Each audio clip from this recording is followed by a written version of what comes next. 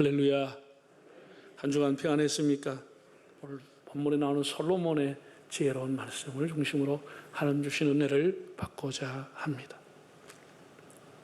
솔로몬은 미래의 가장 가치 있는 게 뭐냐? 미래성과 가치성, 영원성, 이 세 가지에 아마 마음을 두고 이걸 가르쳐 준 것 같아요. 가치 있는 게 뭘까? 미래에 뭘 하는 것이 좋을 것인가? 어쩌면 가장 영원한 투자가 될 수 있을까? 이런 것을 이제 생각해 보게 되는 겁니다. 먼저 본문 1, 2절을 한번 다시 읽어보겠습니다. 너는 네 떡을 물 위에 던져라. 여러 날 후에 도로 찾으리라. 7에게나 8에게 나눠줄지어다. 무슨 재앙이 땅에 임할는지 네가 알지. 자, 이거 보세요. 떡을 물 위에 던져라. 여러 날 후에 도로 찾으리라. 이게 가능해요? 여러분, 흐르는 강물에 떡을 갖다 던졌습니다. 그게 다시 찾을 수 있어요? 풀어져 버리고 끝나버리는 거예요. 솔로몬은 물을, 네 양식을, 식물을, 떡을 물 위에 던지라는 거예요. 그럼 찾을 수 있다는 거예요. 자, 그래서 주석이나 여러 책을 봤죠. 이게 무슨 뜻인가? 당시에 영농, 농경하는 방법은 이스라엘 사람들은 젖줄이 요단강이고 애굽 사람들의 젖줄은 나일강입니다. 그래서 홍수가 나면 그냥 물만 쓸어가는 것이 아니고 막 그 주변에 모래나 그런 거 싹 쓸어가서 삼각줄을 이룬다고 하천처럼 밭이 생겨본다는 것이죠. 그러니까 상류에서 씨를 갖다 뿌리면은 버려지는 것이 아니고 어느 날가 열매가 다 된다는 것이죠. 열매가 된다는 거. 그 비옥한 땅에. 그런 의미로 했을 것이다. 이렇게 학자들이 얘기를 했더라고요. 저는 그렇게 생각하지 않습니다. 오늘 여기에는 굉장히 중요한 하나님의 비밀이 들어있다고 생각하고 그 이하에 읽어보면 이런 말입니다. 2절에 연결되는데 7이나 8이나 재앙이 오기 전에 이거 나눠주라는 거예요. 그럼 1절과 2절은 다 연결되어 나눠주는 얘기를 지금 하고 있다고. 나눠주는 얘기를. 재난이 오기 전에, 재앙이 오기 전에 네가 있는 것을 가지고 사람들 7, 8 많은 사람에게 빨리 나눠주라는 거예요. 나눠주라는 거예요. 오늘 세 가지 말씀을 드리겠습니다. 첫째는 심으면 거둔다는 원리입니다. 이건 아주 평범하고 보편적이고 자연의 철칙입니다. 누구든지 심으면 거두게 되는 겁니다. 심지 않고 거둘 수 있는 법은 없습니다. 여러분, 학교의 운동장에 가면은 세상의 운동장 한 기퉁이에 수박 싹이 올라와 있습니다. 참외싹이 올라와 있습니다. 그거 왜 올라와실까요? 누군가 작년에 여기서 앉아가지고 수박 파티나 참외 파티를 했어. 운동장 구석에서. 거기 갖다 버리니까 거기서 싹이 싹 나와버린 거예요. 심으면 나오게 돼 있다니까. 심으면 그냥 나오지 않습니다. 심으니까 나오는 거예요. 사람이 심는 대로 거두는 것이죠. 여러분, 이 보응의 원리라고 하는 것은 이 자연 만물을 보면 알 수 있습니다. 지금 5월인데요. 5월에 꽃이 이제 개나리 이런 건 다 져버렸고요. 새로 이제 아카시아가 만발해 있습니다. 강원도 가면 이제 한참 이제 몽골이 지금 올라옵니다. 제가 어렸을 때는 아카시아 향기가 너무 좋았습니다. 5월 되면 학교에서 항상 대학에서 축제를 했습니다. 그래서 제가 기억하는데 아카시아 향기가 굉장히 진합니다. 그리고 아카시아 그거를 딱 몽골이가 맺혔을 때, 꽃이 피기 전에 몽골이 맺혔을 때 딱 한 개 줄기를 따가지고 그 몽골이를 쫙 당겨가지고 빨아먹으면은 냄새도 진하고 얼마나 단지 몰라요. 왜? 그게 아카시아 꿀입니다. 꿀이 거기기 때문에. 그리고 옛날에는 꽃을 먹었다니까. 안 먹었습니까? 아카시아 꽃을 먹었다니까. 여러분, 꽃이 피면은 사람만 듣다 보는 게 아닙니다. 사람 오는 게 반드시 나비와 벌이 찾아오는 겁니다. 내가 요 피타 소리 아이도 제가 찾아오는 겁니다. 나비와 벌이 찾아오게 돼 있어요. 그러면 우리가 국민학교 때 다 배웠습니다. 그 벌이 찾아와서 그냥 이렇게 구경하고 갑니까? 요놈이 꽃 속에 들어가서 그 안에 있는 암수술 땐가 수수술 땐 요를 꼬리를 가지고 날개를 흔들어가지고 다 이렇게 수분을 시켜줘. 인공 수분이 아니고 자연 수분을 시켜줘. 벌이니까 봉수분을 시켜줘. 이래가지고 꽃이 지지만 열매가 맺는 것이죠. 벌이라고 하는 것은 꽃에 앉아도 꽃을 찢거나 해롭게 하지 않고 꽃에게 유익을 주는 것이에요. 수분을 시켜주고 자기에게 필요한 것 가지고 가는 것이. 그러니까 이것이 가장 좋은 공생의 관계인 겁니다. 해치지 않으면서 서로가 필요한 것을 주고받는 것이. 이게 공생이라고 하는 거예요. 이게 하나님의 원리입니다. 하나님의 원리. 지금 기후에 연구하는 분들은 벌이 점점 사라지고 있다고 얘기합니다. 벌이 사라지면 식물들 사라지지요. 식물이 멸종하면 동물도 멸종하지요. 동물들이 식물이 살지 못하는 땅이 되면 사람도 결국 살기 어려운 땅이 되는 거예요. 그래서 우리가 기후를 보호해야 된다는, 기후에 대해서 대응해야 된다는 것이죠. 지금은 당장 손해보는 것 같고, 지금은 낭비하는 것처럼 보이고, 지금은 허무한 것처럼 보이지만 심는 대로 거둔다. 이것은 하나님이 준 철칙인 것입니다.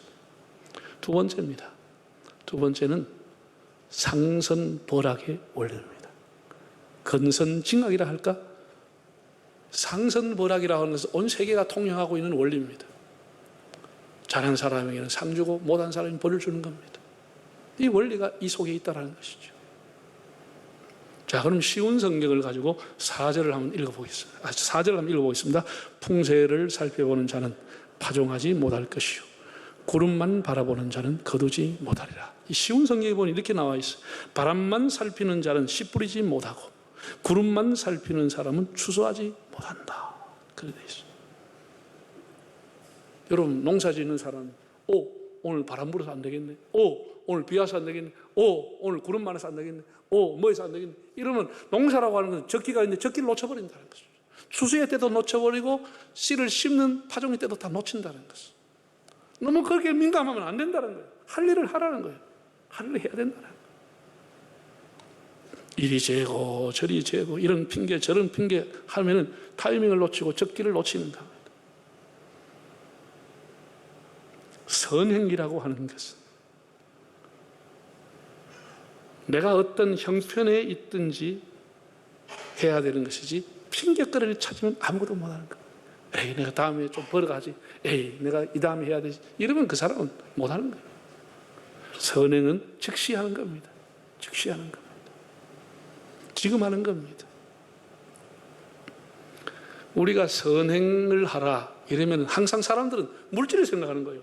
에이, 내가 뭐 돈이 있어야 선행을 하지. 이런 생각하는데 그렇지 않습니다. 그 생각이 굉장히 잘못된 겁니다. 선행은 어디서부터 시작하냐? 마음에서부터 시작할 겁니다. 선한 마음을 갖는 겁니다. 상대방을 존중하고 상대방을 격려하고 상대방을 칭찬하고 어려운 사람 위로해주고 손을 잡아주고 이런 마음이 선행이 출발하는 겁니다. 그게 그 마음이 없이 돈 몇 푼 주는 것은 적선에 불과한 것이지 그런 선행과 아무 상관이 없는 겁니다. 선행이라고 하는 것은 마음에서부터 시작하는 겁니다. 마음에서.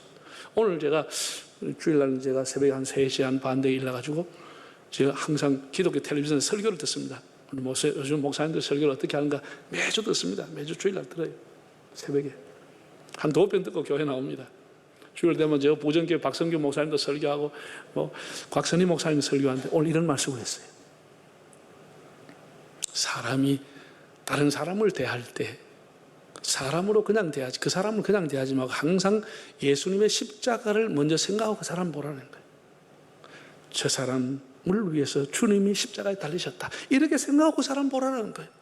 자기 자신을 볼 때도 자기 있는 그대를 보지 말고 주님이 나를 위해 십자가에 못 박혔다라고 자기를 생각하면 자기가 소중한 삶을 살아간다는 거예요. 주님을 먼저 생각하고 저 사람 보면 저 사람 못 배웠다, 저 사람 가난하다 그게 아니고 너무나 귀한 사람이라는 거예요. 저 사람을 위해서 주님이 십자가에 못 박았다. 이렇게 생각하고 사람을 대하라는 거예요. 너무 참 귀한 교훈이라고 생각합니다. 우리가 선행이라고 하는 것은 마음에서부터 하는 겁니다. 여러분, 이제 오늘 오후에 이제 우리가 임직식을 하게 되면은 장로 안수하고 나면 바로 이 자리에서 악수를 합니다. 그걸 악수례라고 합니다. 악수례. 아니, 오랜만에 만난 것도 아니고 왜 악수합니까? 그것도 강단에서 가지고. 갈라디아 2장인가 거기 보면은 사도 바울과 바나바가 예수님의 가장 사랑받았던 제자인 베드로와 야고보를 만나서 교제의 악수를 나누었다. 이렇게 기록했습니다. 그 악수가 그냥 악수가 아니고 베드로와 야고보가 바울과 바나바를 주님의 제자로 인정해 주는 악수, 그런 의미를 갖고 있습니다. 악수라고 하는 것이 그 사람을 인정해 준다는 거예요. 그 사람이 같은 동역자로, 중직자로 존중해 준다는 그런 의미로 악수를 하는 것이죠. 이건 귀한 일꾼이다, 하나님의 종이다 인정하는 의미로 하는 것입니다. 그래서 공적인 자리에서 공적으로 악수례라고 하는 순서를 넣어서 하는 겁니다. 여러분, 사람을 우리가 볼 때 사람을 인정하는 것, 이게 귀한 거든. 우리 마음으로 선행이라는 그 사람을 인정해주고 그 사람의 수고를 알아주고 참 얼마나 수고가 많나 이렇게 알아주는 겁니다. 그 선한 마음이 있고 나면 그 다음에 선한 말이 나오게 되어 있습니다. 선한 마음을 가지고 있으면 말이나 행동이 나오죠. 말이 그 사람을 격려해주고 칭찬해주고 얼마나 수고가 많으시냐고 이렇게 좋은 말이 나오게 되어 있는 거예요. 이게 다 선행이라고 하는 겁니다. 여러분, 이런 것이 하나님 앞에 상받을 선행이라고 하는 거예요. 꼭 내 주머니에서 돈을 내야만 선행이 아니고 선한 말이 선행인 것입니다. 선행인 것. 제가 얼마 전에 새벽에도 얘기를 했어요. 예? 우리 조선에서 내려오는 속담 중에 하나가 뭐냐, 말 한마디로 천냥빛을 갚는다, 그 말이 나와요. 속담이. 그러면은 천냥이 어느 정도 가치가 있느냐, 조선시대로 말하면 천냥이라고 하는 돈은 궁궐 같은 대궐 기와집을 하나 만드는데 천냥이 들었다는 거예요. 그 돈의 가치가 얼마나죠? 얼마나 많은지 알겠죠? 궁궐 같은 집을 하나 짓는데 천냥이 들었다는 거예요. 그 천냥이면 쌍놈도 양말이 될 수 있도록 신분이 바뀌어진다 그랬습니다. 그렇게 큰 돈입니다. 근데 그걸 뭘로 갚아줘요? 세상에 말 한마디로 됐다, 없어진다는 거예요. 그 사람이 말을 잘하는 화술 때문이 아니라 그 마음에서 나오는 진솔한 말, 이런 것이 사람의 마음을 움직인다는 거예요. 그 말의 영향력이라고 하는 것이죠. 말의 영향력. 우리가 사람을 만나 진심으로 격려해주고 그 사람을 위로해주고 이런 것이 선행이라고 하는 것임을 여러분 아셔야 됩니다. 네. 여러분, 우리가 잘 아는 그 흥부와 놀부 얘기 알잖아요. 흥부가 가난했지만은 어느 날 일어나니까 처마에서 제비가 하나 떨어져 있어요. 그 제비 떨어진 다리에다가 이 천을 가지고 이렇게 싸가지고 보내줬어요. 그때 뭐 아가진기가 있었겠어요. 그냥 이렇게 해가지고 보냈어요. 근데 이 제비가 강남으로 날아오면서 빠빠이 하지 않고 뭐라 그랬어요? See you again 하고 갔어요. 다시 만나자 하고 간 거예요. 나 그런 인사도 처음 들어봤어요. 그래가지고 그 다음에 물고 왔어요. 뭘 물고 왔어요? 박씨를 가왔습니다. 그래가지고 이 박씨를 줬네. 그래가 이걸 심었더니 무슨 일이 터졌어? 가을에 터진 요것이 대박이라고 하는 거야. 지금 대박이라는 말이 흥부의 집에서 나온 원조야. 대박이 터져버린 것이야. 대박이 터져버렸어. 그래가지고 심보가 하나 더 있는 놀부가 얼마나 배가 아프겠어요. 그래가 이 얘기를 듣고 저 집에 가서 세상에 제비 다리를 떡 문질러 버렸어요. 그리고 지가 감아가지고 보내줬다. 요 제비도 가면서 그냥 간 게 아니고 뭐라 그랬어? See you again 하고 간 거예요. 그래서 잔뜩 기다리고 강남 갔던 제비가 다시 와서 물고 왔는데 박씨를 물고 왔어. 그래 심어가지고 나중에 기대를 걸고 온 가족이 모아가지고 썰어버리니까 뭐가 나와? 마구 뱀하고 막 이런 게 흉측하게 나왔다는 거 아니에요. 이게 우리에게 준 게 뭐죠? 건선징악이라고 하는 거죠. 상선벌악이라고 하는 거죠. 사람이 선하게 살아야 된다는 거예요. 이게 자연 원리입니다. 흥부가 그 다리에 그거 감아줄 때 그게 돌아와서 뭘 주겠다는 생각을 어떻게 할 수 있어요? 그야말로 물 위에 떡을 던지와 똑같은 것이라는 것이죠. 선행은 이런 겁니다. 물 위에 떡을 던지는 게 선행이라고 하는 것이죠. 여러분, 잠언 19장 17절에 보면 이런 기절이 나와요. 가난한 자를 불쌍히 여기는 것은 여호와께 구워드리는 것이니 그 성냉을 하나님이 갚아주시리라 그랬어요. 가난한 자, 그 사람을 긍휼히 여기고 그에게 선행을 베푸는 것, 그 사람은 갚을 길이 없지만 하나님이 갚아주신다는 것. 하나님이 그냥 갚아주겠어요? 몇 배로 쳐주겠어요? 예수님께서도 이렇게 말했습니다. 누구든지 어린 소자 한 사람에게 냉수 한 그릇 떠주면 그가 상을 잃지 아니하리라. 냉수 한 그릇 하나님 기억하신다고 그랬어요. 여러분, 우리가 전도서를 읽어보면 솔로몬이 늘 강조하는 것은 헤아레, 헤아레, 헤아레라는 단어가 계속 나와요. 우리가 해 위에 살아가는 존재가 아닙니다. 해가 뜨고 지듯이 우리 인생도 지는 것입니다. 해 아래 살아간다고 하는 의미는 다 유한한 인생을 의미하는 것입니다. 우리 해 아래 살아가면서 평생을 살면서 늘 성공만 하고 있는 게 아닙니다. 때로는 실패도 하고 때로는 눈물과 고통과 참 괴로움, 그런 외로움 찾아오는 겁니다. 그 해 아래 살아가는 사람들에게 찾아가서 그에게 위로해주고 그를 격려해주고 그에게 내가 있는 것 좀 작은 것이라도 그에게 용기를 준다고 하면은 그것에 물을 위에 던지는 떡처럼 허무한 것처럼 보이지만 반드시 하나님이 갚아주신다. 이게 이 솔로몬의 말씀입니다. 탈무드에 보면 이런 말이 있어요. 최고의 선행은 갚을 수 없는 사람에게 베푸는 선행이다. 그런 말이 있어요. 이게 최고의 고급 선행이라고 그랬어요. 고급 선행이 뭐냐? 갚을 수 없는 사람에게 가서 선행을 베풀어 주는 거예요. 아니, 이렇게 하면 저 사람 뭐 하겠지, 이렇게 하면 저 사람 하겠지. 이런 건 생색내는 거고, 요거는 거의 아닙니다. 그건 아니라고. 차라리 갚을 수 없는 사람에게 가라. 성경에도 그런 기절이 나오잖아요. 예? 뭔가 복선을 깔고 내가 요래 하면 저래 해주게. 그러나 하지 말아라는 것이에요. 차라리 물 위에 던지듯이 그냥 주라는 거예요. 그러면 그것이 여러 해가 지나서 열매가 내가 돌아온다는 거예요. 사실 그것도 기대하지 말고 던지는 것이죠. 하나님이 그건 나중에 채워준다는 것이죠. 예. 그렇다고 해서 여러분 뭐 빚내가지고 뭐 하거나 공명심을 가지고 내가 도와줘야 돼. 그렇게 할 필요는 없습니다. 예. 우리가 마음으로, 말로서, 행동으로 선행을 하는 겁니다. 미국의 자동차 왕이던 헨리 포드라는 사람이 있습니다. 설교하니까 생각이 나는데 헨리 포드가 남긴 유명한 말 중에 이런 말이 있습니다. 기자가 와서 성공하셨다 이렇게 격려하고 그걸 높여드렸습니다. 그러니까 아니다, 난 성공한 게 아니다. 성공의 기준이란, 인생의 성공의 기준이란 그 사람의 소유가 얼마나 있느냐 이런 것이 아니고 그 사람이 얼마나 사회를 위해서 기여했느냐, 얼마나 많은 것을 사회를 위해서 기부했느냐라고 하는 것이 성공의 잣대다, 이런 말을 했습니다. 자기는 40만 불까지밖에 지금 못했다. 나는 40만 불짜리에 불과하다. 이런 얘기를 했습니다. 수많은 돈을 가지고 있는데 기부를 나는 40만 불까지밖에 못했다고 하면서 사회에 기여하는 사람, 기부를 하는 사람이 그 사람이 성공한 사람이다. 이런 얘기를 남겼습니다. 여러분, 자, 그럼 이제 성경 기절을 한번 찾아볼까요? 디모데 전서 6장 한번 읽어보겠습니다. 선을 행하고 선한 사업 많이 하고 나누어지기를 좋아하며 너그러운 자가 되게 하라. 이것이 장래 자기를 위하여 좋은 터를 쌓아 참된 생명을 취한 것이니라. 오늘 임직을 받는 여러분에게 다시 건면합니다. 선한 일을 힘을 쓰십시오. 선한 사업을 힘을 쓰십시오. 나누어주기를 좋아하고 너그러운 자가 되십시오. 그러면 장차 자기 후손들을 위해서 좋은 터를 쌓아주는 것이다.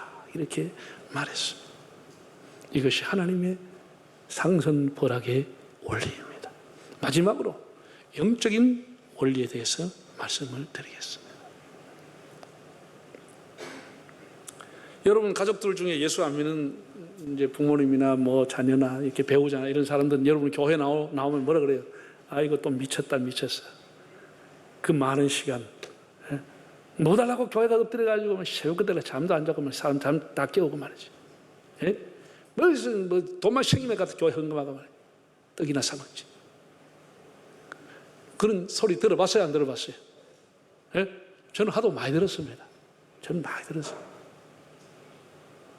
그 사람들 생각이 뭐예요? 다 헛된 짓 한다는 거예요. 헛짓 한다는 거예요. 시간 낭비고, 그 물질 낭비고, 차라리 이웃 사람, 가난한 사람 도와주면 고맙다 인사를 하지 교회 뭐 달라고 갖다 주나 말이에요.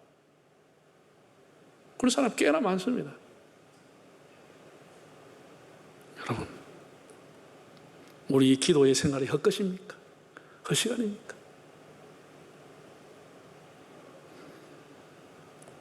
그야말로 그들이 볼 때는 물 위에 떡을 던지는 행위야. 아무 소용없는 짓이에요. 그러나 결코 그렇지 않습니다. 그것은 영원한 투자인 것입니다. 우리가 새벽 기도하고 때로는 철야도 하고 금식도 하고 작정 기도도 하는데 보세요. 한나가 하나님의 성전에 나와서 기도했습니다. 자식이 없어가 늘 외로움을 당하고 조롱을 당하고 괴로웠습니다. 무자했습니다. 하나님 앞에 성전 나가 통곡하며 기도했다 그래서 한나가 통곡하며 기도했을 때 옆에 사람이 들었으면 에이구 기도한다고 되나? 그랬을 거 아니에요? 기도한다고 되나? 그 자식 놓는 걸 기도한다고 되나? 빨리 가서 인공수정 하든지 해야지 기도한다고 되나 말이에요. 이렇게 했을 거 아니에요? 그건 물 위에 떡을 던지는 것처럼 허무하게 보였지만 하나님은 한나의 기도가 땅에 새지 않게 하시고 1년 후에 아들을 주었습니다. 그 아들은 평범한 아들이 아니고 이스라엘의 사사시대 캄캄한 시대에 빛을 하늘의 별처럼 바라는 사무엘 아들을 주었습니다. 기도가 결코 헛것이 아니라고 하는 것을 성경은 우리에게 가르쳐주고 있는 것입니다. 기도가 헛것이 아니라고 합니다.